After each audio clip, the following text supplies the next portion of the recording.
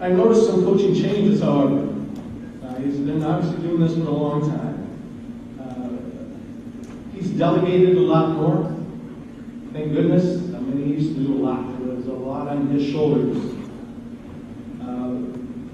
Because of this delegating, he's freed himself up a little bit more during the games. And he seems more preoccupied with kids getting back.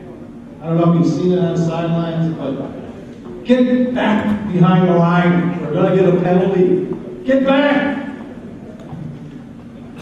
I don't know why, but he's just he's taking that to heart. And you know what? It's not a bad coaching philosophy, because I can't remember him getting a penalty for his kids being too close to the field. So congratulations, Dad. You kept everybody back. Very good. Another thing I noticed that he needs constant reminding.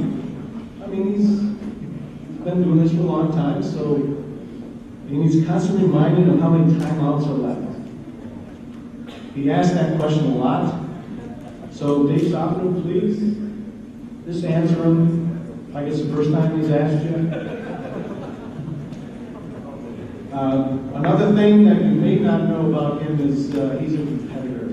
I know I've heard that others here in this room are competitors, but I personally have never met anybody more competitive than he is. You don't see it because he doesn't show it. I'm not too sure how many of you played handball or racquetball with him back in the day, but I stopped years ago. I think I only played actually a couple of times because he's nasty. He can be very nasty, and quite frankly, one of the original trash talkers back in his day. And he's got to have it in him to do what he does, and he certainly does. Another thing you may not know, because he has a great exterior, but internally he can stand his opponents. I mean, that's the way he gets charged up. That's how he gets his kids charged up. He truly cannot stand his opponents. He is passionate with the kids that these guys, they want to beat us. They have all the fans up there screaming and yelling. You've all heard his talk. But after he respects most of his opponents, win or lose. Not too sure about De La Salle these days. That may be one that he's not very fond of. Fracassa is a family man. He's been a great father to his 4 kids, 7 grandkids, and husband to my mom, Phyllis, for 53 years.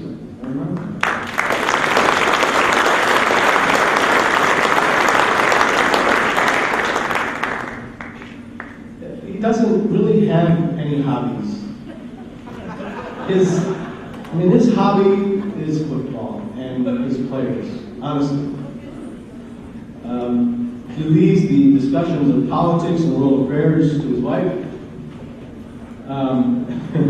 He cherishes the simple things in life as well. Good Italian food, good bottle of wine, a nice fire, Frank Sinatra, Perry Como, and most of all, a good victory. He loves to cook. As many of you know, specialties are roasted peppers and spaghetti. I'm sure many of you have been to his dinners over the years. So again, simple pleasures. There's another thing you may not know. He certainly loves football. You would expect that night and day. He's watching the football games, pro or college, but quite frankly, you can get him in front of a TV with the best game of the year that everybody's anticipating.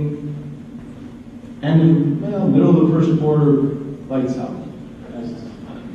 Doesn't know what's going on in the game. We have to remind him. And quite frankly, his team is what's most important to him. Always has been and always will be. I hope he keeps going. not sure what I'll do on these weekends.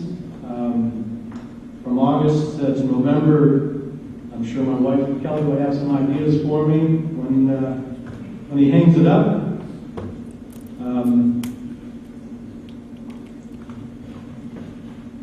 Believe it or not, if he can hang in there for a couple more years, I'm thinking about his longevity. I really don't know all the facts, but I do know that if he can hang in there a couple more years, he would possibly coach a grandson of one of his players back in Shrine. Right there, is Mr. Everly. That's unbelievable. Think about that. A grandson of one of his players.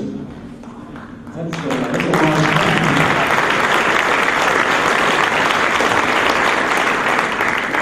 So, it's been a pleasure to share him with the Brother Rice family, because it has been a family. I hope you appreciate all he's done. I think you do, from what I hear, because he's poured his heart out for this school, what it stands for, and he's been a father figure to many. I hear that over and over, and I think most of you agree. So bottom line, Al Fracassa is the winner on the field and in life. Always has been, always will be. So congratulations to your induction to the Brother Rice Hall of Fame. My dad, your coach,